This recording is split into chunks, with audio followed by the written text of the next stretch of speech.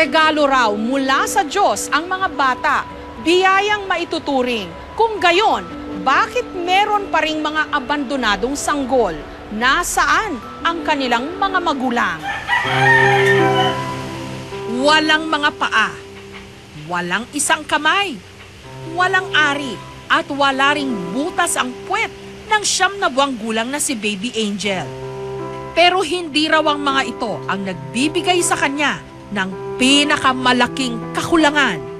Sa halip, ang kawalan niya ng pagmamahal mula sa kanyang tunay na ina.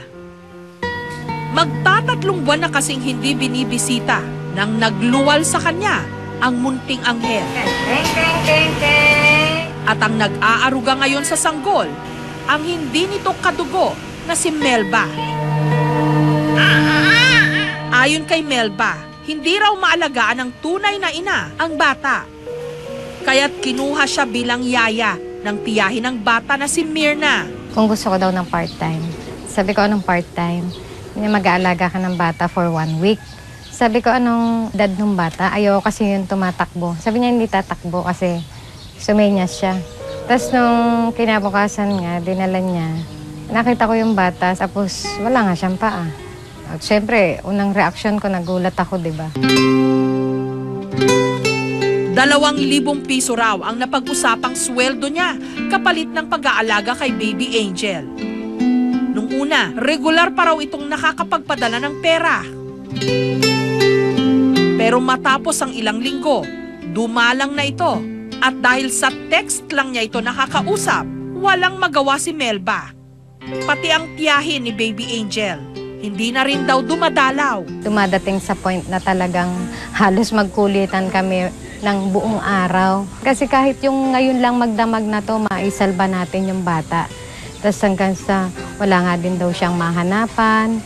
Siyempre ako gagawa na ako ng paraan. Merong mangutang ako, manghingi. Ang 1,000 pisong kinikita ni Melba mula sa pananahi, pinagkakasya niya para sa sarili niyang anak at kay Baby Angel.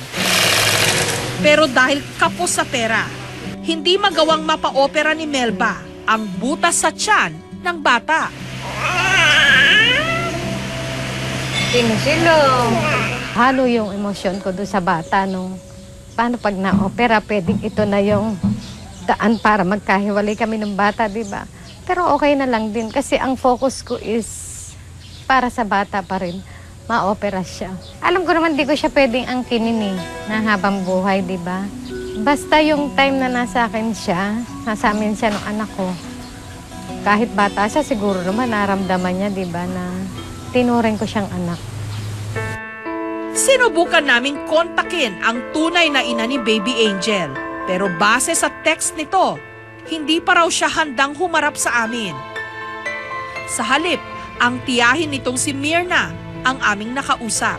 Hindi niya talaga nakikita pang matagal na. Hindi nga siya nag-aalaga ng mga anak talaga, hindi siya mahilig mag-alaga. Kaya nagpapaalaga siya, kumuha siya talaga ng katulong kahit na nandyan siya. Nalaman naming hindi pa pala napapa-check up mula nung napunta kay Melba si Baby Angel. Kaya't minabuti naming ipatingin ito sa doktor. Patient has pneumonia, no med lang naman, no pick up A, the baby will be needing antibiotic. Yung rashes niya doon sa kanyang colostomy site, no nag-i-infect na yung skin because yung mali yung care doon sa colostomy. Matapos nito, isang tawag ang natanggap ni Melba. Papasundo daw nung pamilya, nung tatay nung bata.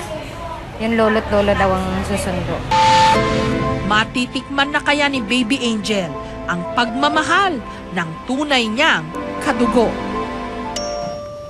Ayon sa DSWD o ang Department of Social Welfare and Development, ngayong taong 2013, nasa 175 ang naitalang kaso ng mga abandonadong bata. Under the law, ang isang abandoned child makukonsider lang abandoned kung 3 continuous months wala sa kanyang, hindi na siya binalikan ng nanay. Alinsunod sa Revised Penal Code Article 276, ang sinumang mapapatunayang nag-abandona ng bata maaring magmulta ng hanggang 500 pesos lang o pagkakakulong ng hanggang 6 na taon. Isang inabandonang bata rin ang natagpuan sa isang bakuran sa Quezon City noong June 12, Independence Day. Paglabas ng kamay, ginanon niya, Han, bata, lumabas ka, bata. Gumanon siya. Nakabalot ang bata ng plastic at nakakabit pa raw ang kanyang inunan. Ang asawa ng may-ari ng bahay na si Remy, hindi niya tunay na pangalan, ang siya raw unang nakakita sa sanggol.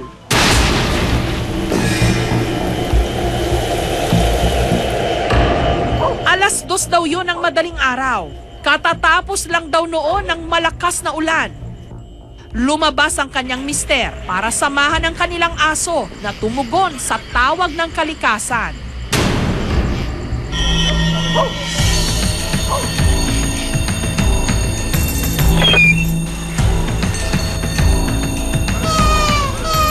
So afternoon po, bumalik na siya dito sa bahay. After niya maghugas ng kamay, magsisigarilyo siya. So, tumayo siya dito near the door. Sabi niya, ba't parang may nagnganyaw? So, paglabas niya, nakita nga niya, this area, na may nakabalot.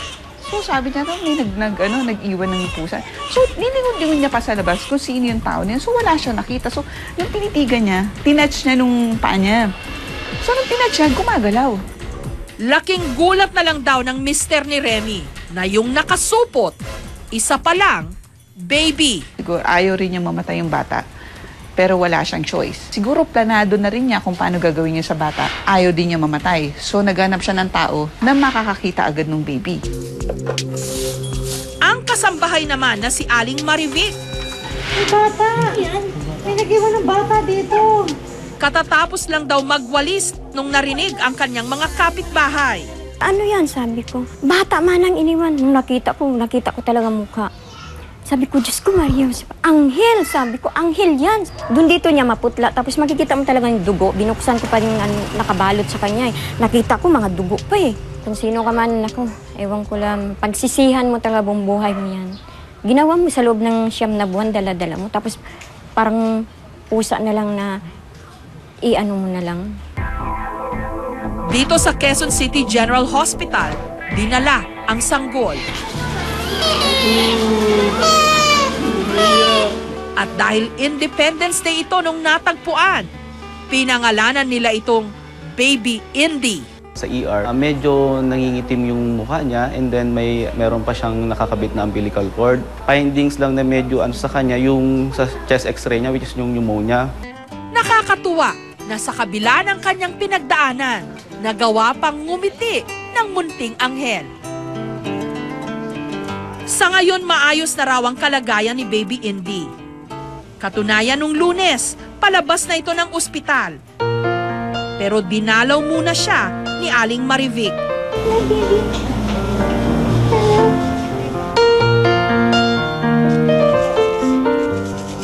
Tuwa lang ako.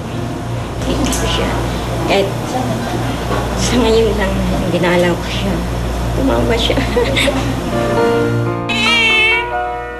Sa isang child caring institution daw pansamantalang dadalhin si Baby Indy. Marami na rin daw ang nagpahiwatig na gusto nilang ampunin ang bata. Mabuti na lang at merong mga shelter katulad ng RSCC na kumukup-kup sa mga abandonadong bata. Ngayon, aabot na sa 35 mga batang inabandona ang kinakalinga rito. Karamihan sa kanila maaari nang ampunin. Pag may certificate na ang mga bata na sila ay declared abandoned na, hinahanapan na natin, minamatch na natin sa family.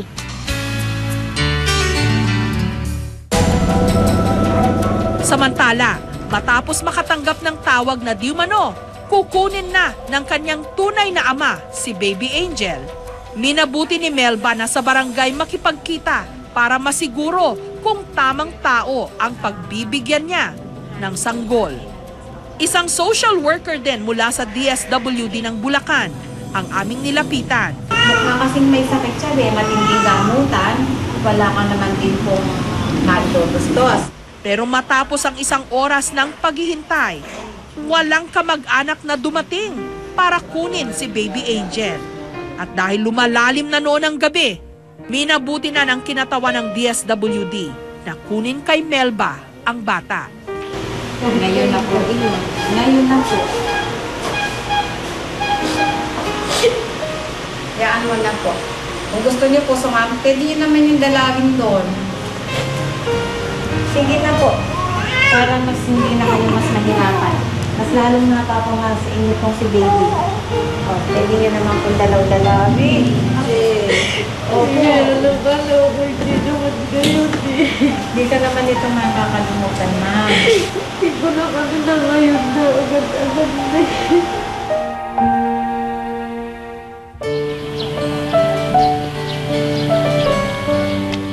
Ilang araw matapos mawalay kay Melba si Baby Angel, dinalaw niya itong muli sa bahay kalingang kumukup-kup sa kanya ngayon. Na-excite akong makita yung bata. Mahal na mahal ko yan. Hindi nga ako nakakatulog eh.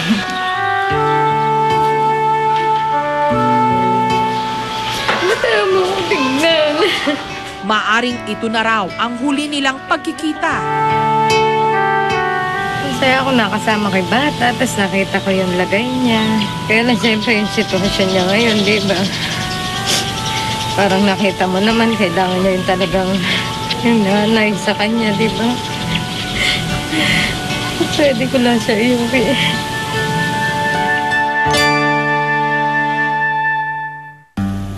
Marahil may mga malalim na dahilan kung bakit may mga ina o mga magulang na nagagawang abandonahin ang kanilang mga anak.